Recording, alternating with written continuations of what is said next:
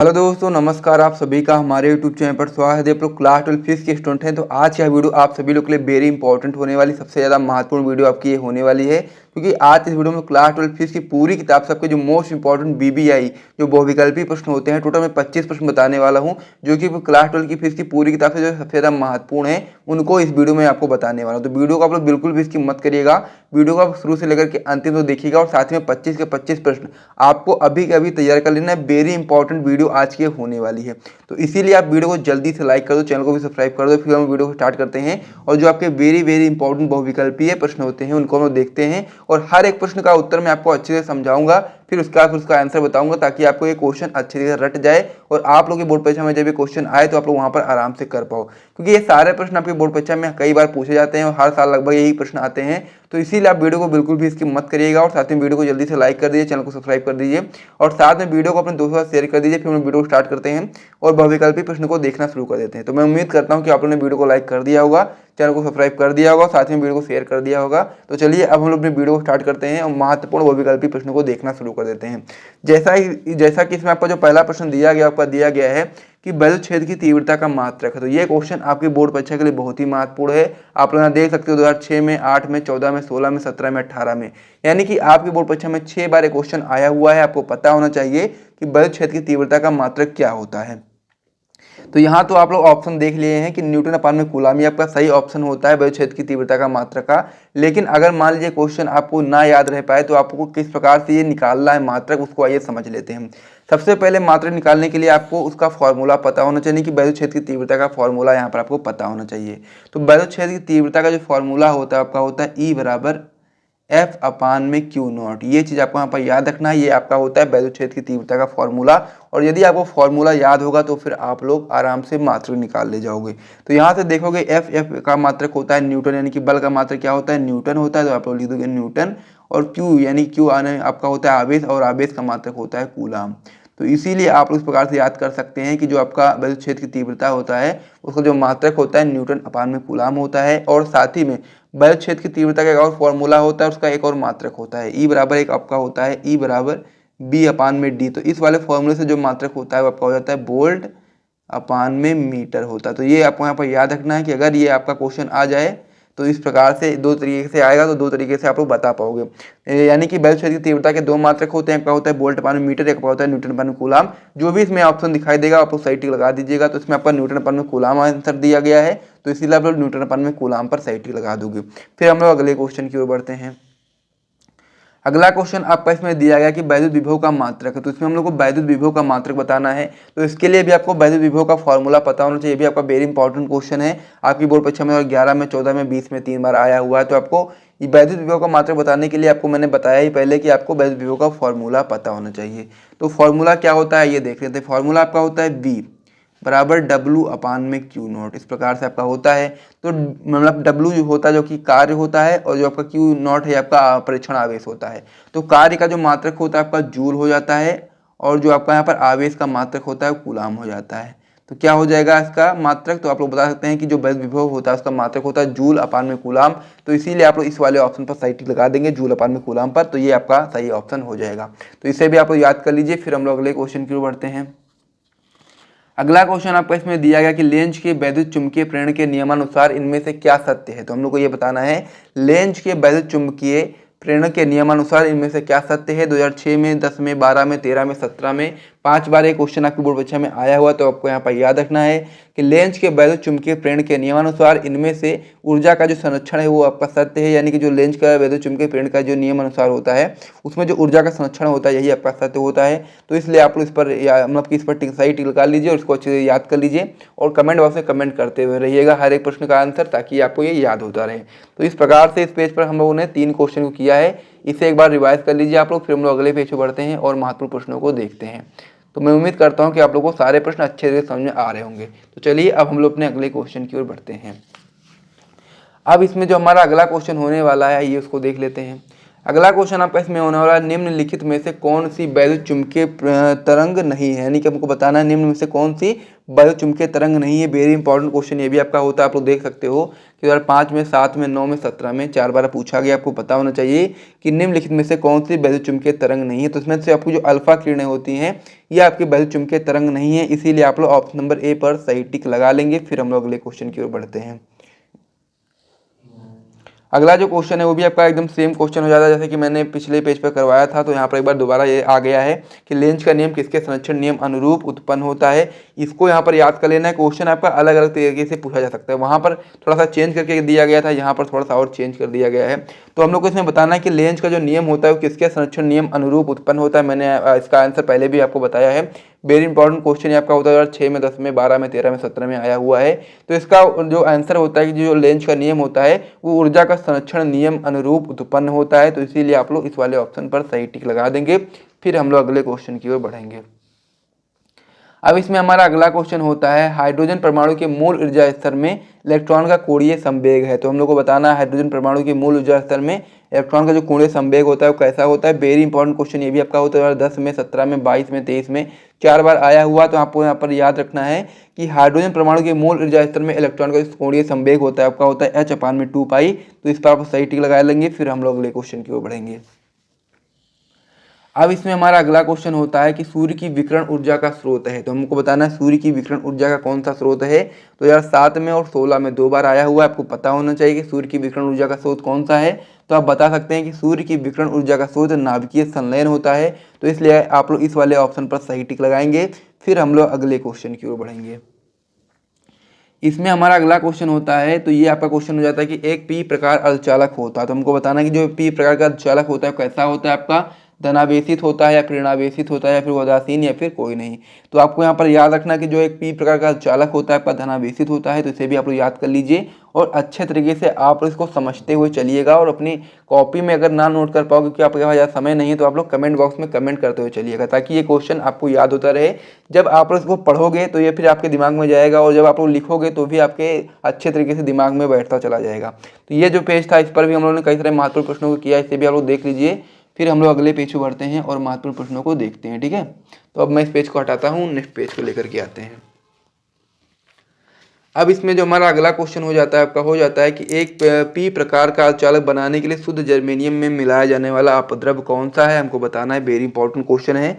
तो यार 15 में, 17 में 2 बार आया हुआ है कि यानी कि जब हम लोग को पी प्रकार का अर्धचालक बनाने के लिए हम लोग शुद्ध जर्मेनियम में किस प्रकार का अपद्रव्य मिलाते हैं। तो आप याद रखोगे एल्युमिनियम को मिलाते हैं। यानी कि जब हम लोग पी प्रकार का चालक बनाने जाएंगे तो शुद्ध जर्मेनियम में हम लोग को एल्युमिनियम अपद्रव्य मिलाना होता है।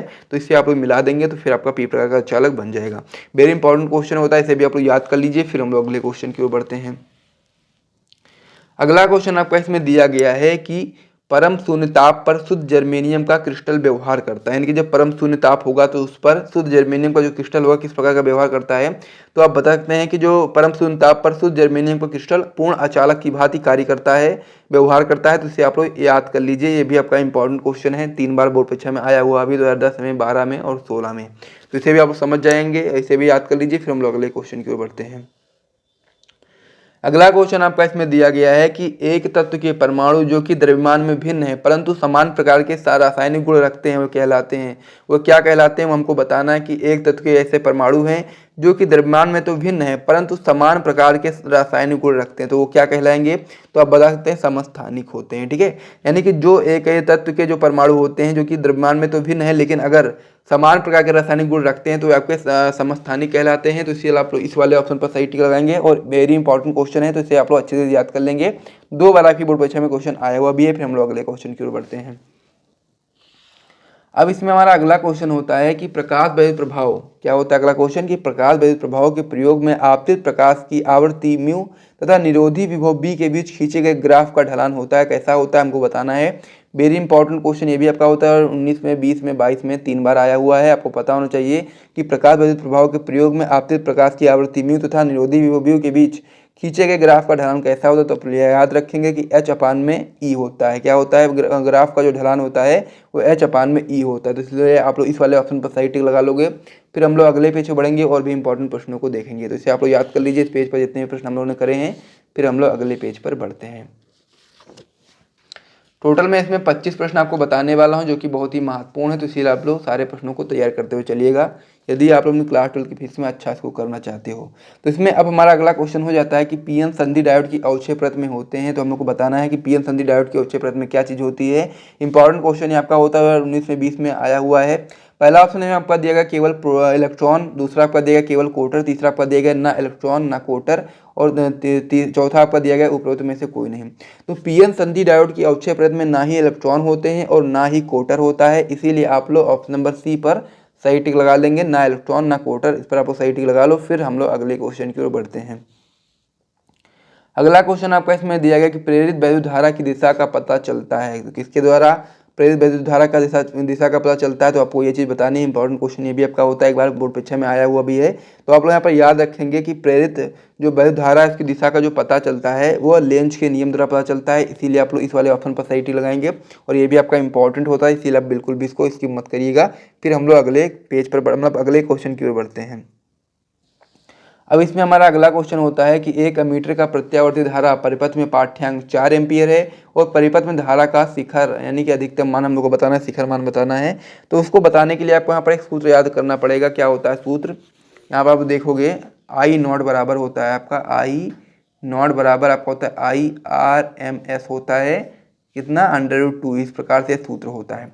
तो यहाँ पर आपको क्या बताना है, आपको बताना है कि 1 एमीटर प्रत्यावर्ती धारा परिपथ में पाठ्यांक कितना है, 4 एम्पियर है।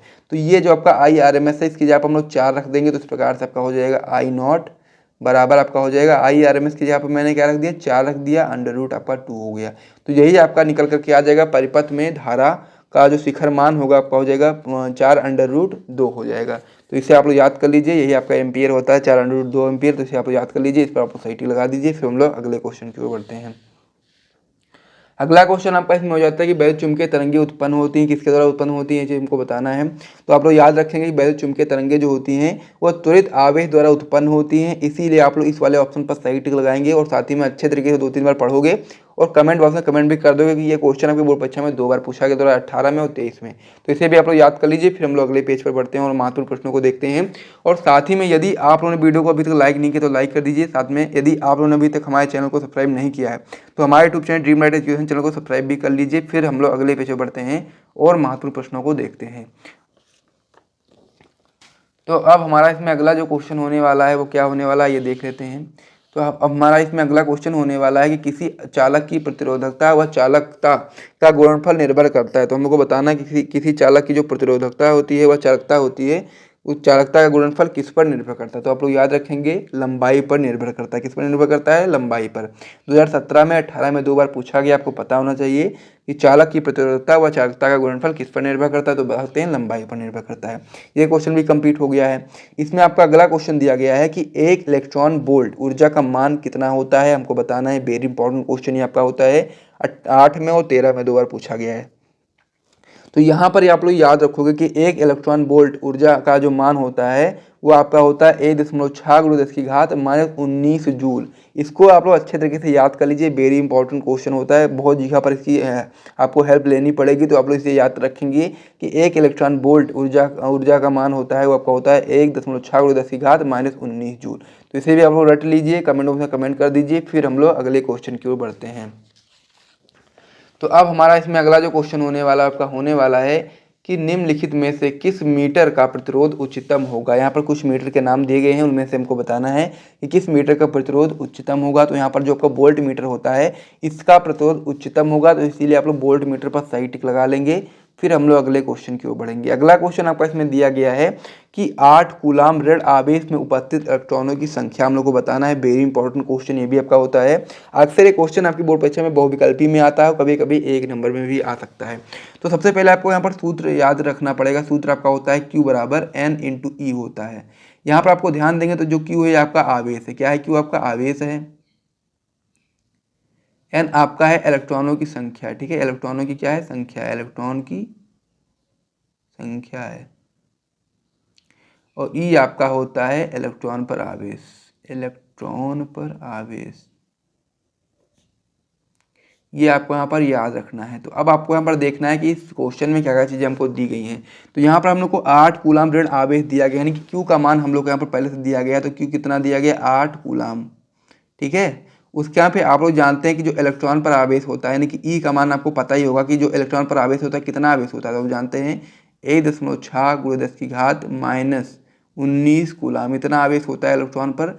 तो इसे आप लोग याद रखेंगे, ये आपका पहले से आपको पता होना चाहिए। उसके बाद फिर हमको यहाँ पर निकालना है इलेक्ट्रॉनों की संख्या निकालना है, यानी कि एन का मान हम लोग को निकालना है, एन का मान हमको नहीं पता है। तो ये जो सूत्र होगा कुछ इस प्रकार से आपका हो जाएगा एन, क्योंकि एन का मान निकालना है इसलिए आप लोग एन को इस साइड ले आएंगे, क्यू बटे में आपका ई हो जाएगा, इस प्रकार से आपका हो जाएगा। कि हम लोग क्या करेंगे, ई को हम लोग इस साइड में ले आएंगे, एन बराबर आपका हो जाएगा क्यू अपान में ई। तो क्यू क्या मान कितना मैंने आपको बताया था, तो आप अगर बता सकते हो 8, तो यहाँ पर आप लोग 8 लिख दोगे। बटे में आपका क्या है, ई का मान कितना था 1.6 × 10⁻⁻19 कूलाम, तो आप लोग यही चीज़ लिख दोगे 1.6 × 10⁻⁻19 कूलाम।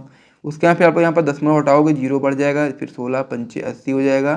फिर आपका हो जाएगा 5 बटे में आपका हो जाएगा 10⁻⁻19 हो जाएगा। इसको जब हम ऊपर ले जाएंगे तो आपका हो जाएगा 5 × 10⁻19, क्योंकि माइनस में ऊपर जाएगा प्लस में हो जाएगा। तो इस प्रकार से आंसर निकल करके आ जाएगा कि 8 कूलाम रेड आवास में उपस्थित इलेक्ट्रॉनों की संख्या होगी 5 × 10⁻19 हो जाएगा। तो इसे आप लोग यहाँ पर सही टिक लगा लीजिए, इससे भी आप लोग समझ के होंगे, तो इसे भी आप लोग याद कर लीजिए। फिर हम लोग क्या करते हैं, अगले पेज बढ़ते हैं और इम्पोर्टेंट प्रश्नों को देखते हैं।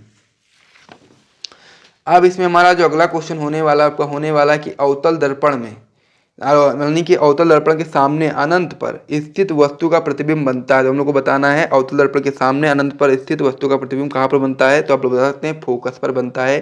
तो इसे भी आप लोग याद कर लीजिए। फिर हम लोग अगले क्वेश्चन की ओर बढ़ते हैं। अगला क्वेश्चन आपका इसमें दिया गया कि जब एक वर्णीय प्रकाश निर्वात से किसी पारदर्शी माध्यम में प्रवेश करता है तो प्रकाश का कौन सा अभिलक्षण अपरिवर्तित रहता है, तो बता सकते हैं आवृत्ति जो होती है वो अपरिवर्तित रहती है। और ये भी आपका इंपॉर्टेंट क्वेश्चन है आपकी बोर्ड परीक्षा में 2018 में, 20 में, 22 में 3 बार आया हुआ, तो बहुत ही महत्वपूर्ण प्रश्न है। तो इसे आप लोग याद कर लीजिए। फिर हम लोग अगले क्वेश्चन की ओर बढ़ते हैं। अब हमारा इसमें अगला क्वेश्चन हो जाता है कि प्रकाश में ध्रुवण की घटना प्रकट करती है। तो क्या चीज़ प्रकट करती है हमको यह बताना है, वेरी इंपॉर्टेंट क्वेश्चन ये भी आपका होता है। 2006 में, 10 में और 12 में 3 बार आया हुआ है। तो आप लोग याद रखेंगे कि प्रकाश में ध्रुवण की जो घटना होती है वो आपकी अनुप्रस्थ प्रकृति प्रकट करती है। तो इसीलिए आप लोग इस वाले ऑप्शन पर सही टिक लगा देंगे। फिर हम लोग इसमें अगले क्वेश्चन की ओर बढ़ते हैं। अगला क्वेश्चन आपका इसमें दिया गया कि वायु में प्रकाश की चाल है आपकी 3 × 10⁸ मीटर प्रति सेकंड और 1.5 अपवर्तनांक वाले कांच में प्रकाश की चाल होगी। ये चीज़ हमको इसमें बताना है। तो सबसे पहले आप लोग यहाँ पर फॉर्मूला लगाओगे, फिर हम लोग इसका सारा चीज़ आपको अच्छे से समझा देंगे।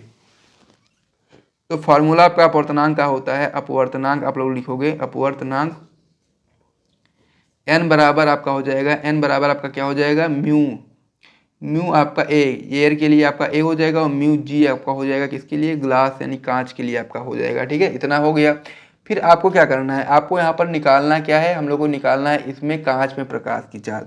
तो आप लोग लिख दोगे कांच में प्रकाश की चाल। अब यहाँ पर आप लोग ध्यान दोगे तो यहाँ पर कई सारी चीज़ें आपको पहले से पता है, जैसा कि आप लोगों को यहाँ पर पता है वायु में प्रकाश की चाल कितनी है। तो आप बताते हैं म्यू ए में प्रकाश की चाल कितनी है, 3 × 10⁸ मीटर प्रति सेकंड है। ये तो आप लोग पहले से जानते हैं। साथ ही में अपवर्तनांक कितना है, तो आप लोग बता सकते हैं n बराबर आपका है 1.5, इसे भी आप लोग याद रखेंगे। फिर आप लोग क्या कर रहे हैं, हम लोग को यहाँ पर कांच में प्रकाश की चाल निकालनी है, यानी कि म्यू जी आपका हो जाएगा, म्यू जी बराबर आपका हो जाएगा म्यू ए अपान में n, इस प्रकार से आपका हो जाएगा।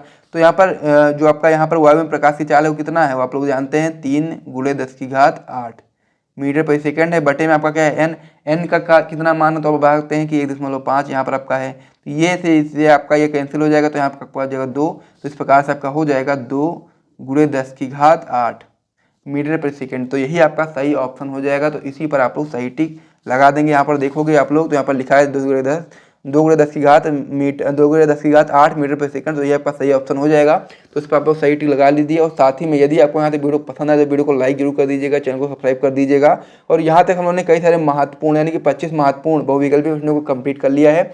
यहाँ तक आपको वीडियो पसंद आए तो वीडियो को जरूर लाइक करिएगा, चैनल को सब्सक्राइब करिएगा। फिर हम मिलते हैं नेक्स्ट वीडियो में, तब तक के लिए जय हिंद।